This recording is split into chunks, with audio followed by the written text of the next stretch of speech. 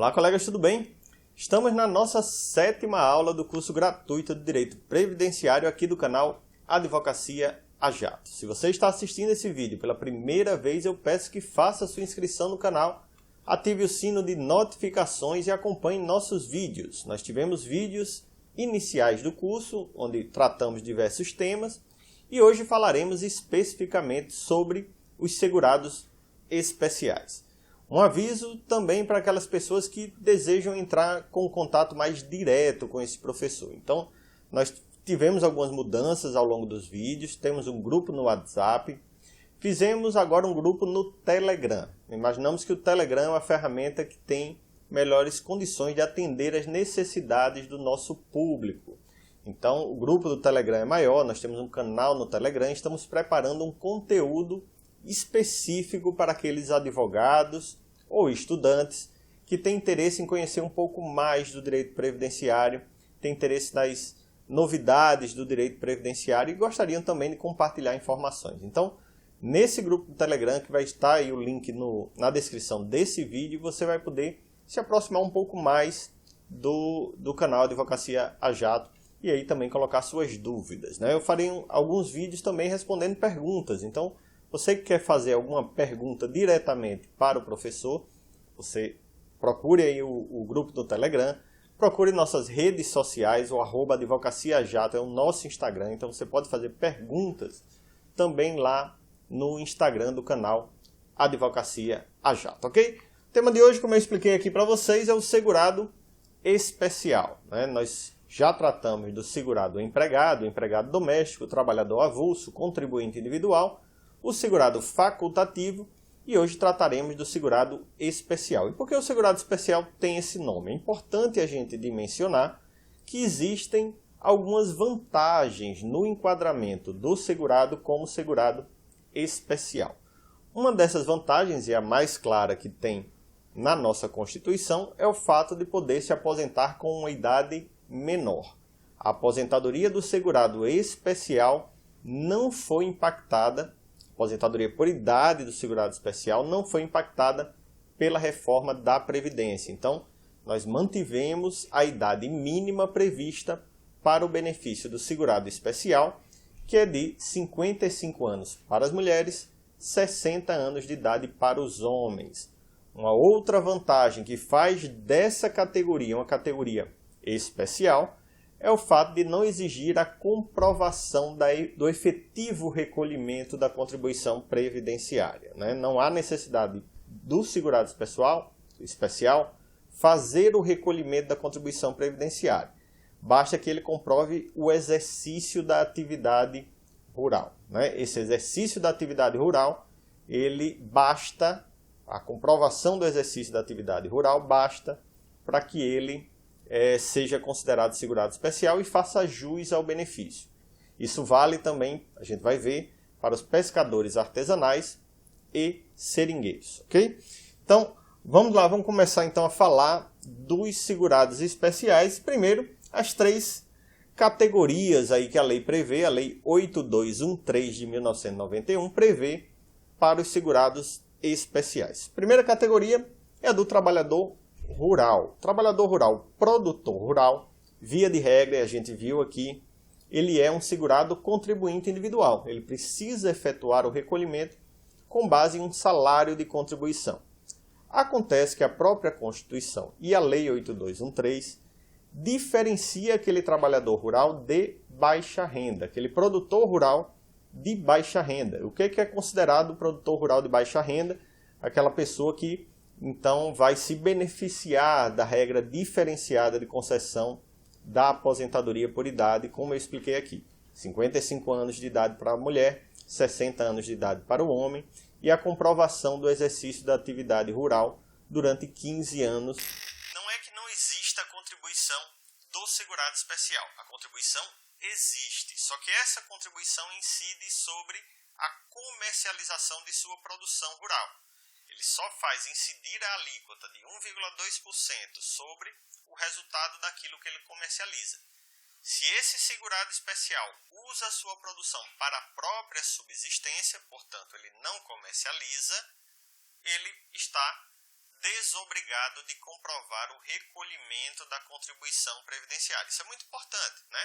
Muitos trabalhadores rurais dependem da terra, dependem da produção da terra para a sua subsistência e não têm condições de fazer a comercialização de um excedente. Então, nessa situação, o segurado especial não precisa comprovar o recolhimento da contribuição, mas tão somente o exercício da atividade rural. O trabalhador rural é o produtor rural, só que diferentemente de um produtor rural de alta renda, ele é um produtor de baixa renda que sobrevive ali do que ele produz e muitas vezes não tem condições de efetuar o recolhimento da contribuição previdenciária. A gente vai ver quais são os requisitos para enquadrar esse produtor rural na condição de segurado especial daqui a pouco. Outro segurado especial é o pescador artesanal. O pescador artesanal, ele sobrevive da pesca sem a utilização de empregados permanentes. Ele utiliza do seu barco, né, do seu barquinho ali para a pesca no rio, para a pesca no mar, e usa a produção para a sua própria subsistência. Da mesma forma que o trabalhador rural, da mesma forma que o extrativista vegetal, né, o seringueiro, por exemplo, sobrevive daquilo que ele produz. Assim como o trabalhador rural, o pescador artesanal só vai ter que contribuir para a Previdência caso comercialize a sua produção. Se usar a produção para consumo próprio, não há necessidade de recolhimento da contribuição previdenciária. Por último, e muito importante, estão aquelas pessoas que formam o chamado regime de economia familiar. Guardem essa informação. Regime de economia familiar é aquele regime no qual todos os integrantes da família concorrem para a produção.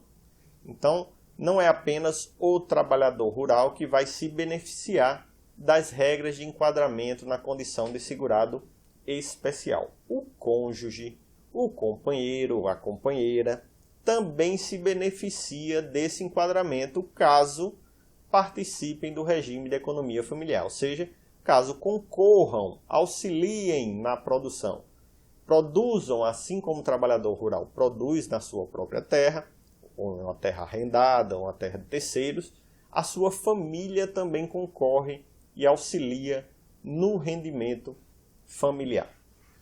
O filho também. O filho, é interessante observar que na lei fala-se do filho maior de 14 anos. Porém, a jurisprudência já pacificou o entendimento de que o filho maior de 12 anos, então você pode contar o tempo de exercício de atividade rural do trabalhador a partir dos 12 anos de idade. Por que a partir dos 12 anos e não menos? Uma vez que a gente sabe que no interior o menino desde cedo auxilia, né, o pai, a mãe na produção rural. Porque o STF entendeu que menor de 12 anos, por mais que ele auxilie na atividade rural, o seu trabalho não é relevante para o regime da economia familiar. Ele não tem força física suficiente para contribuir de maneira efetiva para o regime de economia familiar. Ele de fato ajuda, mas a sua ajuda não seria relevante para a economia familiar. Okay? Existe aí também um discurso muito por trás de que o trabalho infantil deve ser rechaçado.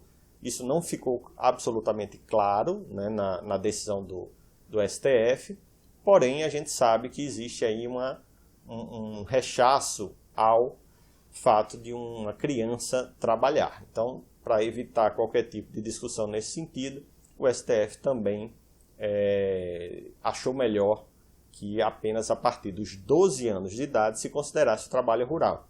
Isso é importante, a gente vai ver que, na frente que o exercício da atividade rural pode contar para uma aposentadoria urbana. Então, aquela pessoa que começou muito cedo a trabalhar em atividade rural pode usar esse tempo para complementar o tempo de sua aposentadoria urbana. Então, bastante relevante esse critério da idade. Então, apesar de estar na lei a partir de 14, fiquem sabendo que a jurisprudência já se pacificou no sentido de contar o tempo rural a partir dos 12. Então, o filho também concorre no regime de economia familiar. O filho faz jus ao enquadramento na condição de segurado especial. Vamos para frente.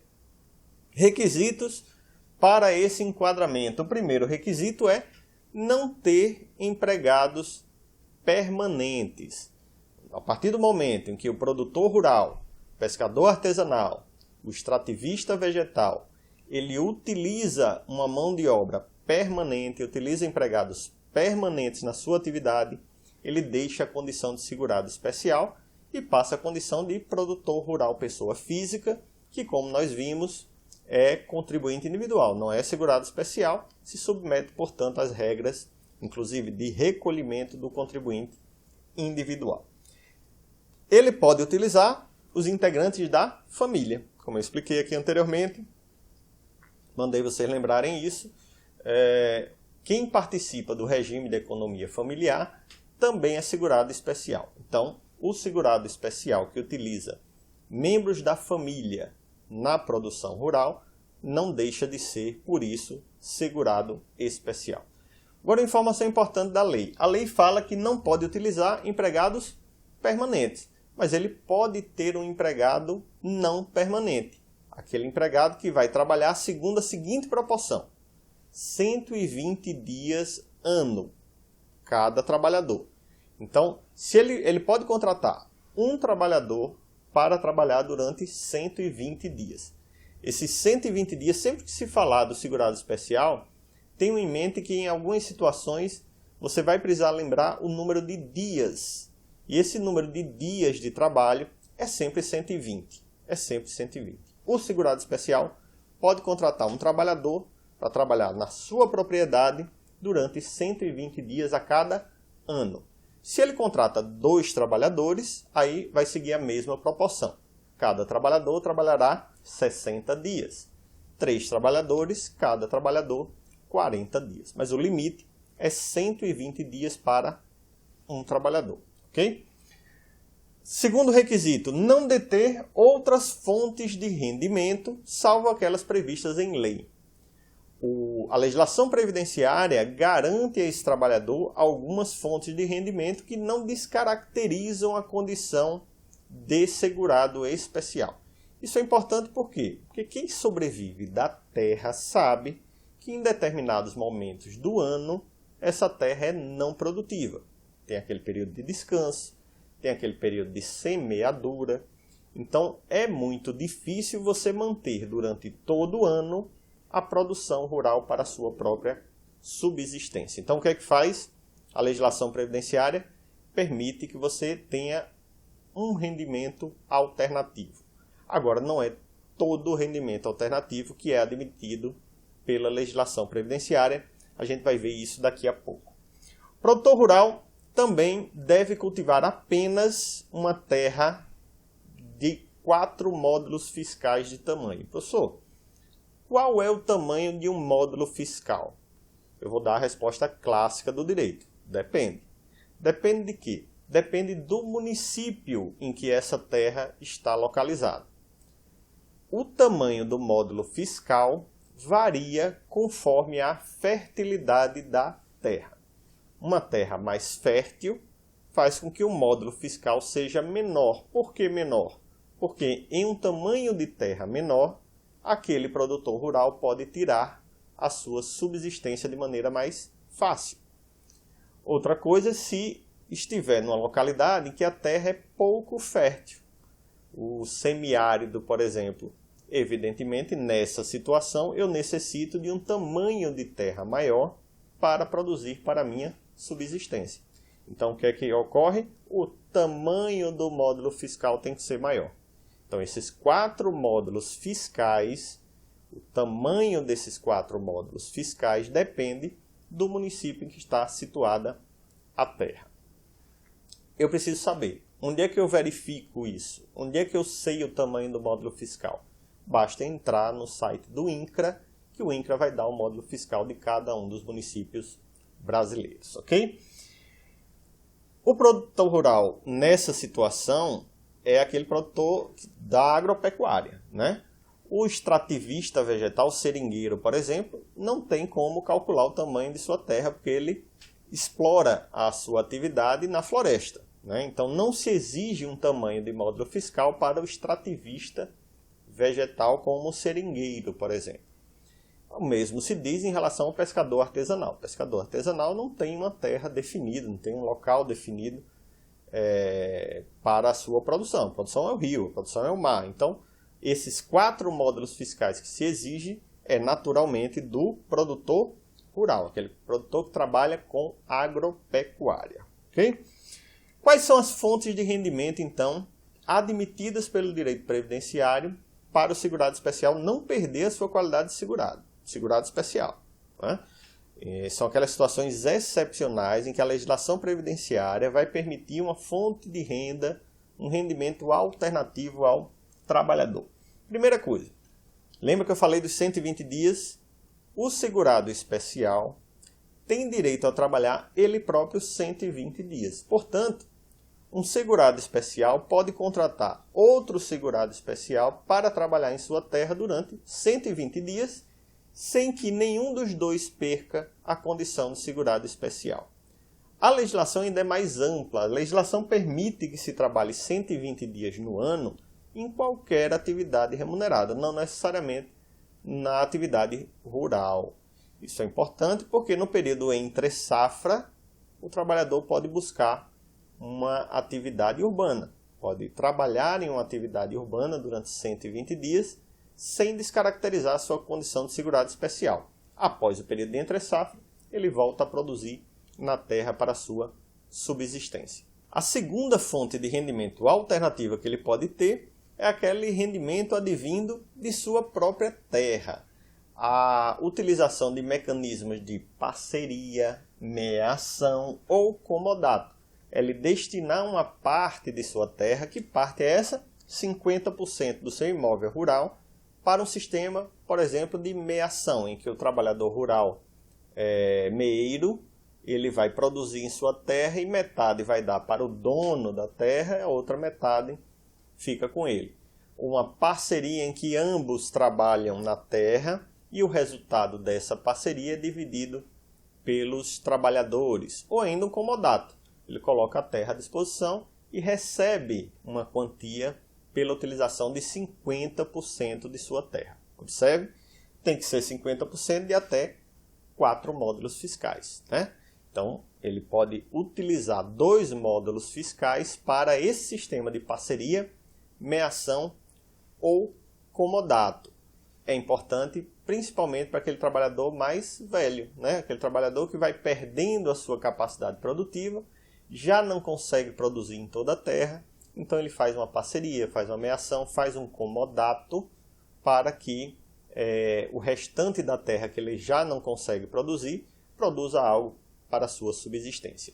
O rendimento advindo desse tipo de negociação, desse tipo de contratação, não entra, portanto, para o conceito de rendimento que fuja da condição de segurado especial. Ele mantém a condição de segurado especial mesmo com essa contratação. Terceira situação, exploração da atividade turística, artesanal ou artística. O imóvel rural pode ser utilizado para fins turísticos, visitação, né? Um alojamento, uma pousada dentro da terra rural, né? Dentro daquele sítio, daquela propriedade rural, agora com aquela limitação, lembra dos dias? 120 dias. Durante 120 dias, se imagina que esse é um período de entre safra, essa terra pode ser utilizada para fins turísticos. Além disso, esse mesmo proprietário rural, ele pode exercer uma atividade artesanal ou artística, artesanal com os produtos da própria terra, né? E artística regional ali, que ele não perderá a condição de segurado especial. Então são fontes alternativas importantes que precisam ser inclusive fomentadas pelos governos para que aquele trabalhador rural no período de entre safra possa se sustentar, ok? Participação em plano de previdência complementar. O segurado trabalhador rural pode, de repente, ao comercializar a sua produção em uma determinada época do ano, pagar a sua contribuição previdenciária, contribuição do INSS, e fazer um recolhimento para a previdência complementar. tanto o recolhimento para a Previdência Complementar não vai descaracterizar a sua condição de segurado especial, como o benefício que vier a ser concedido em razão dessas contribuições à Previdência Privada, Previdência Complementar, também não descaracterizarão a sua condição de segurado especial. Ok? É uma forma aí de garantir uma segurança financeira para o trabalhador rural, que, repito, é muito difícil ele conseguir uma produção rural constante durante todo o ano. Ter benefício assistencial próprio ou da família. Os benefícios assistenciais, como Bolsa Família, Bolsa Escola, eles não estão vedados ou proibidos ao segurado especial. O segurado especial pode, ele próprio ou algum integrante da família, receber um benefício assistencial e ainda assim manter a condição de segurado especial, né? Ainda assim não perder as vantagens de ser um segurado especial. Beneficiamento ou industrialização artesanal dos seus produtos. Imagine um produtor rural que, no lugar de vender uma fruta que ele produz naturalmente, ele pega essa fruta e faz um doce, faz uma compota, ele beneficia esse produto. Da mandioca se faz uma farinha, né?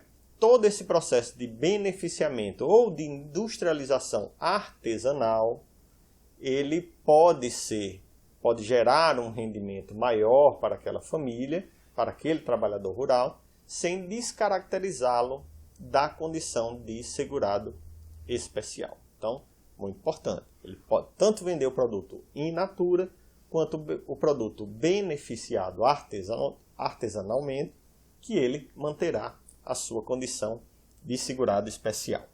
Associação em cooperativa agropecuária ou de crédito rural também.